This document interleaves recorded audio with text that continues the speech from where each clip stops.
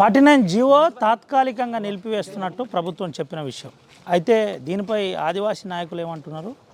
ఆదివాసీ senior నాయకులు, ఉద్యమకారులు మనతో పాటు అర్జు పటేల్ ఉన్నాడు. పటేల్తో మాట్లాడిద్దాం. మాస్టర్ ఏం చెప్తాడు, ఏంటి విషయం? ఇప్పుడు జీవో రద్దు చేసినట్ట, నిలిపివేసినట్ట, ఏంటి దీని మీద కార్యాచరణ ఏముండబోతుంది?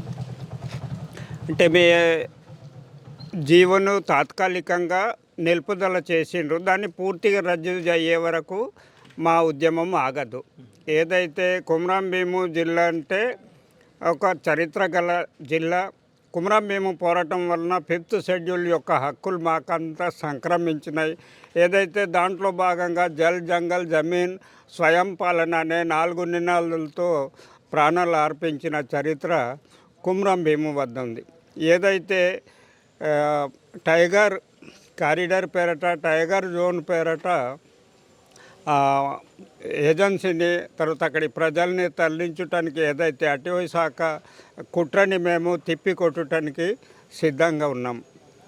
ఎందుకంటే ఈ జీవో రాకముందు పులులు లేకుండా, ఆదివాసులు లేకుండా జీవోతోటిన ఏదైతే ఇక్కడ ఉన్న ఖనిజ సంపదను దోచుకోవటానికి కొంతమంది దళారులు ఇదంతా చేసిన ఎత్తుగడని మేము ఎప్పుడో పసి కట్టినాము. దానికి జీవో రద్దు అయ్యే వరకు విడిచే ప్రసక్తి ఉండదు. ఇప్పుడు ఏదైతే కుమ్రం భీము జిల్లా నుంచి స్టార్ట్ అయిన పోరాటము మొత్తం తెలంగాణ, ఆంధ్రప్రదేశ్ అంతా పాకిపోయింది. నెక్స్ట్ ప్రపంచ ఆదివాసీ దినోత్సవం తర్వాత నుంచి జాతీయ స్థాయిలో దీన్ని ఉద్రిక్తం చేసి ఏ రకంగా అయితే అది రద్దు అవుతుందో ఆ రకంగా రద్దు చేసి మేమంతా ఇక్కడ ఉన్న ప్రజలందరూ, కేవలం ఆదివాసులే కాదు అందరు ప్రజలు బాగుపడేటట్టు మేము పాటుపడతాం. ఏదైతే గోండ్వానా రాజ్యం ఏదైతే ఉందో, సిర్పూర్ మొదటి రాజధాని, రెండవది బలార్సా, తర్వాత చంద్రపూర్, దాని తర్వాత 32 గడ్లు, 52 గడ్లు, 52 గడ్లు, ఇట్లా ఘనరాజ్యాలతో ఉన్న రాజులు అంటే రాజుల రోజులు పోయినాయి. కానీ ఏదైతే కుమ్రం భీము పోరాటంతో రెండవ చరిత్ర, తర్వాత ఇప్పుడు ఈ పులులతోటి అంటే ఏదైతే ఇంద్రవెల్లి పోరాటంతో మూడవ పోరాటం, ఏదైతే ఇప్పుడు నాయకత్వం ఉన్న వాళ్ళంతా ఉద్యమాల నుంచి వచ్చిన వాళ్ళే కాబట్టి వాళ్ళు ఏ శిరంలలో చేసే ఉద్యమానికి, తర్వాత ప్రజల్లో వచ్చి చేసే ఉద్యమానికి అది చాలా, ఏంటంటే అటవీ హక్కుల చట్టం 2006లో కాంగ్రెస్ ప్రభుత్వం చేసింది. ఆ రోజు నేను గిరిజ్యోతి అవార్డు అప్పటి వైఎస్ రాజశేఖర రెడ్డి నుంచి తీసుకున్న.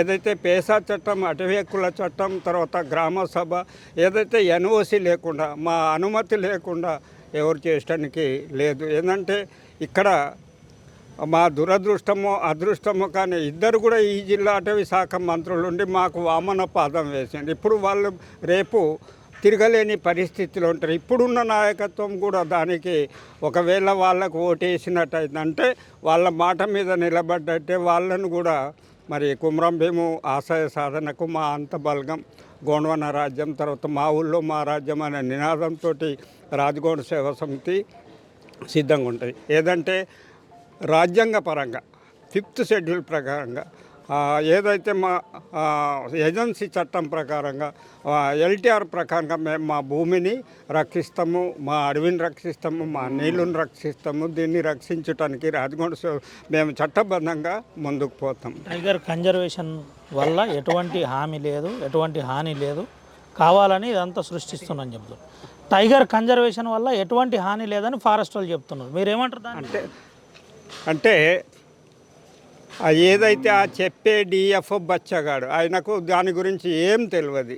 ఎందుకనంటే ఏదైతే టైగర్ జోన్ అనేది కవ్వల్లో జరిగింది, ఆ రోజు కూడా అప్పటి ప్రభుత్వం వాళ్ళు అట్లనే చెప్పిండ్రు.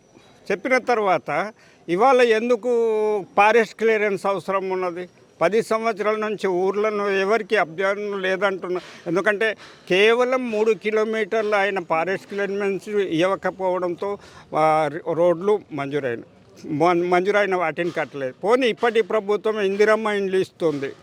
ఎందుకంటే ఇందిరమ్మ ఇల్లు ఇచ్చింది ప్రభుత్వమే, పైలట్ అంటే మేడిపల్లిలో ఎందుకు ఇండ్లు కట్టనీయకుండా అడ్డమైండు?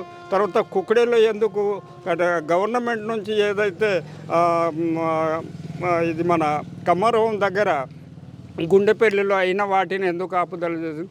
ఇది చెప్పేటివన్నీ వేరే రకంగా ఉంది. అంటే మేమంతా ప్రజాభిప్రాయం సేకరించినవన్నీ 339 గ్రామాలని 46 అంటే 2,46,000 హెక్టార్ల భూమిని తీసుకుపోతానంటే వాంకిడి మండలం నుంచి అయితే అక్కడ ప్రాణహిత వరకు అంతా ఖాళీ చేయడానికి ఆయన చేస్తాడు. ఏది రాబందుల పేరట అక్కడ ఒకటి ఏమున్నా అంటే వజ్రాలు ఉన్నాయి, ఆ వజ్రాలని దొంగతనం చేయడానికి ఆయనకు దళారి. ఇంతకుముందు ఏదైతే ఈ ఫారెస్ట్లో పని చేసిన వాళ్ళంతా ఇక్కడి నాయకత్వాన్ని మభ్యపెట్టి భౌతిక దాడి చేసి ఇప్పుడు ఈ ఏదైతే మేము ఉన్నామో ఇప్పుడు మేము న్యాయసమ్మతంగా చట్టబద్ధంగా మేము పోయి రాజకీయాలకు అతీతంగా ఆ పార్టీ ఈ పార్టీ అనేకుండా మా 5th షెడ్యూల్ని రక్షించడానికి మా రాయ సెంటర్ వ్యవస్థ ద్వారా మా ఊళ్ళో మా రాజ్యం ద్వారా మేము గ్రామీణ స్థాయి నుంచి జాతీయ స్థాయి వరకు తీసుకుపోతాం. ఎందుకంటే నేను గౌడ మహాసభకు జాతీయ ఉపాధ్యక్షుని ఉన్నా కాబట్టి ప్రతి రాష్ట్రం నుంచి కూడా దీనిపైన ఉద్యమాన్ని అంటే చట్టబద్ధంగా వేరే ఇల్లీగల్కి పోయి ఏదో వాటి పనికి రాని నినాదాలతో కాకుండా మా ఊళ్ళో మా రాజ్యం అని మా భూమి మాకు దక్కాలి, ఎల్టీఆర్ దక్కాలి. ఏదంటే ఫండమెంటల్ ఆర్డర్స్ ఉన్నాయి, షెడ్యూల్డ్ ఏరియా, షెడ్యూల్డ్ ట్రైబ్ అని, అది వాటిని ఇక్కడ అమలు చేస్తలేరు. అమలు చేయక వీళ్ళ చేతిలో లేదు. ఎందుకంటే ఏజెంట్ గవర్నమెంటు కలెక్టర్ ఉన్నారు, తర్వాత రాష్ట్రపతి ఉన్నాడు, తర్వాత గవర్నర్ ఉన్నారు. మేము గవర్నర్ని కలిసి చెప్పినాము, అందరినీ కలిసి చెప్పి ఏంటంటే మీ చేతులు ఉన్న పవర్స్ని మీరు తీసుకోవాలంటారు. అంటే పేసాలో గ్రామ సభలో ఉన్నంత బలము ఇంకా వేరే దగ్గర లేదు. కాకపోతే అక్కడ మభ్య పెట్టే వాళ్ళు దళారులు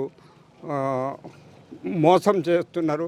పాపం మా డిఎఫ్కు తెలియదు ఏసీ రూమ్ నుంచి వచ్చింది ఆయన, చెప్పిన ఆయనకు కూడా, ఎందుకంటే మీరు దాంట్లో లేదు మాతో కలిసి పనిచేయండి అని అన్నాం. పాపము జీవోని రద్దు చేయడానికి మీరందరూ మాకు సహకరిస్తే తప్పనిసరిగా విజయం సాధిస్తాం. Thank you. ఇది పరిస్థితి. జీవోను రద్దు చేయడానికి అందరు సహకారం కావాలి, మీరు కూడా ఉండాలండి. దాదా ఏంది పరిస్థితి? ఇది ఏదైతే మేము 29 తారీఖు నాడు నిరాహార దీక్ష చేస్తున్న టైం లోపల 30 తారీఖు లోపలనే ఇది 49 జీవోను అనుకోకుండా అధికారులకు ఎవరికి తెలియకుండా 339 గ్రామాలకు ఎటువంటి వాళ్ళ తీర్మానాలు లేకుండానే మా ప్రజాభిప్రాయ సేకరణ జరిగింది. మేము అంత చేసి మేము ఈ జీవోను తీసుకొచ్చినాం అనేది ఒక ఉద్దేశంతో, దురుద్దేశంతో మన డిఓప్ గారు ఎటువంటి అధికారులు కూడా తెలియకుండానే ఆ జీవో తీసుకురావడం అనేది జరిగింది.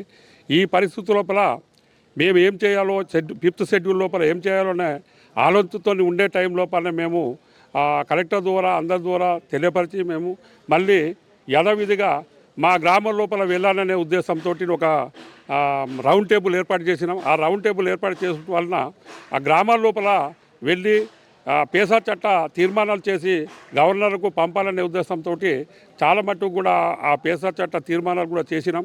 అయితే ఏదైతే ఇది టైగర్ కారిడార్ ఉందో ఆ కారిడారు ఆ జీవోను రద్దు చేసేంత వరకు కూడా మనం పోరాటం చేస్తామనే ఉద్దేశంతో చాలా మట్టుకు ఇన్ని రోజుల పోరాట ఫలితంగానే 49 జీవోను నిలుపుదల చేశారు. అది నిలుపుదల చేసినంత మాత్రం అసంతృప్తిగానే మిగిలిపోయింది.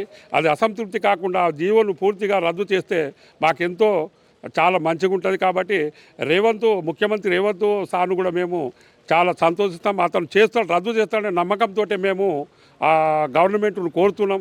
కాబట్టి ఒకవేళ రద్దు చేయకున్నట్టయితే మాకు జరిగేటువంటి అన్యాయాన్ని ఎవరు భరించలేరు. కాబట్టి జాతీయ స్థాయిలో కానీ రాష్ట్ర స్థాయిలో కానీ జిల్లా లెవెల్ కానీ గ్రామస్తులతో కూడా మేము పోరాటానికి సిద్ధం ఉంటాం. అది కూడా మేము చట్టం ప్రకారంగానే పోతాం. కానీ ఇల్లీగల్గా ఎటువంటి పరిస్థితుల్లో మాత్రం చట్టానికి వ్యతిరేకంగా మాత్రం మేము పోము. కాబట్టి గవర్నమెంట్ అనేది మేము ఎంత నమ్మకంతో అయితే గవర్నమెంట్ తోటి మేము ఉన్నామో అదే నమ్మకంతో వాళ్ళు 49 జీవోలను రద్దు చేస్తారని సీఎం గారికి కృతజ్ఞతలు తెలుపుతున్నాం. అంతే. ఇది పరిస్థితి. సీఎం గారికి కృతజ్ఞతలు తెలుపుతాం. కానీ వెంటనే ఇది రద్దు చేయాలి, నిలిపివేయడం కాదని చెప్తున్న పరిస్థితి ఎట్లా చూడొచ్చు? ఒకవేళ నిలిపివేత కంటిన్యూయేషన్ ఎట్లా చూడవచ్చు దీన్ని? సరే, ముందుగా మీ ఆర్టీవీకి మా ఆదివాసీ సమాజం పక్షాన ధన్యవాదాలు సార్. అయితే ఈ 2 రోజుల క్రితం ప్రభుత్వము పాక్షికంగా ఈ 49 జీవోను నిలుపుదల ఫర్దర్ ఆర్డర్ అనేది వాళ్ళు మెన్షన్ చేశారు. ఆ రెఫరెన్స్ కలెక్టర్ గారు పంపించిన ఆందోళన మేరకే చేశారని కానీ ఈ పర్యావరణ చట్టాలు అనేవి ఎట్లా ఉంటాయంటే ఈ పర్యావరణ చట్టాలు కావచ్చు, అడవి చట్టాలు కావచ్చు, కాంగ్రెస్ లిస్ట్లో ఉంటాయి ఇవి. కేంద్ర ప్రభుత్వము, రాష్ట్ర ప్రభుత్వం కాబట్టి ఈ సమాజంలో ప్రతి ఒక్కరు కూడా పర్యావరణాన్ని ఎవరు విస్మరించడానికి వీలు లేదు. కానీ సేమ్ టైం ఏమనగా ఏదైతే వాళ్ళ 49 జీవోలో ఐటమ్ నెంబర్ 9లో పొందుపరిచిన విషయాలకు మేము చాలా వ్యతిరేకంగా ఉన్నాం. ఎందుకంటున్నానంటే ఈ ట్రైబల్ ఏరియాలో ముఖ్యంగా అంటే అభిప్రాయ సేకరణ ఎలాంటి గ్రామీణ స్థాయిలో వెళ్ళకుండా అటవీ శాఖ వాళ్ళకు అనుకూలంగా తీర్మానాలు రాసి ఎన్టీసీ అంటే నేషనల్ టైగర్ కన్జర్వేషన్ అథారిటీకి వాళ్ళు పంపించడం జరిగింది. అప్పుడే వాళ్ళు దానికి అప్రూవల్ ఇచ్చారు. ఎందుకంటే ఈ రాష్ట్రంలో ఉన్న వన్య సంరక్షణ బోర్డుకు గౌరవ ముఖ్యమంత్రి గారు, ఆ ప్రాంత ఎమ్మెల్యేల మెంబర్ ఆఫ్ సభ్యులు ఉంటారు. కానీ ఇక్కడ అతి ఉత్సవంతో ఇక్కడ ఇంతకుముందు డిఎఫ్ఓగా కానివ్వండి, అటవీ శాఖలో ఉన్నతమైన హోదాలో ఉండి రిటైర్మెంట్ వాళ్ళు కొంత ఈ ఏదైతే నేషనల్ టైగర్ అడ్వైజర్ కమిటీకి తప్పుడు నివేదికలు ఇచ్చి ఆదివాసులను ఒక జంతువులను వేటాడేది ఒకటి చూసి గడిచిన కాగజ్నగర్లో కావచ్చు, పెంచికల్లో ఇటువంటి సంఘటనలతో చూపించే ప్రయత్నమే అటవీ శాఖ వాళ్ళు చేసి కేంద్ర ప్రభుత్వానికి నేషనల్ టైగర్ కన్జర్వేషన్ అథారిటీకి వాళ్ళు చెప్పడం జరిగింది రాష్ట్ర ప్రభుత్వం. అయితే నా ఉద్దేశం ఏంటంటే ఇప్పుడు మీరు పాక్షికంగా కాకుండా ఇక ముందు అటువంటి లేదని ఆ జీవోని మొత్తం డిస్క్వాలిఫై చేసి కేంద్రానికి కూడా మీరు పంపాలి. అయితే ఇందులో ఒక క్రైటీరియాను రాష్ట్ర ప్రభుత్వము విస్మరించింది. ఎందుకంటే ట్రైబల్ ప్రాంతాల్లో ఎక్కడైతే ఆదివాసులు ముంపు అవుతారో ఖచ్చితంగా గిరిజన సంక్షేమ శాఖను కానీ నేషనల్ ట్రైబల్ షెడ్యూల్ కమిషన్ని వీళ్ళు అడిగి తీసుకోవాల్సిన జాగ్రత్తలు పాటించి కాబట్టి మేము పర్యావరణానికి ఆదివాసులం వ్యతిరేకం కాము. ఎందుకంటే మేము సహజీవనం చేసినాం. అప్పుడే మా తాతల నుంచి ఆ ప్రాంతంలోనే ఉన్నాం. ఇప్పుడు వీళ్ళు తెచ్చిన పులులు కావచ్చు, కానీ అప్పుడు న్యాచురల్గా సహజంగా అడవుల్లో పెరిగిన జంతువులతోటి మమకమై మా దేవతలు కూడా పూర్వం నుంచి ఉన్న జంగుబాయి కావచ్చు, ఇటు ఏదే కావచ్చు. అయితే ఇంతకుముందు మీరు పేర్కొన్నారు ఈ జీవో వలన అటవీ శాఖ వాళ్ళు మీకు ఎటువంటి మీ అధికారాలకు మీ స్వేచ్ఛకు భంగం కలిగి అన్నారు కదా. ఎందుకంటే నాకు కొంత అవగాహన మేరకు పర్యావరణ చట్టాలు ఎలా ఉంటాయంటే ఒక్కసారి ఆంక్షలు అమలైతే మనం గడ్డలు పట్టి ఈవెన్ ఒక్క ఎండిన పుల్లను కూడా తీసుకోవడానికి కూడా అంత కరుడు కట్టిన చట్టాలు ఉంటాయి అవి.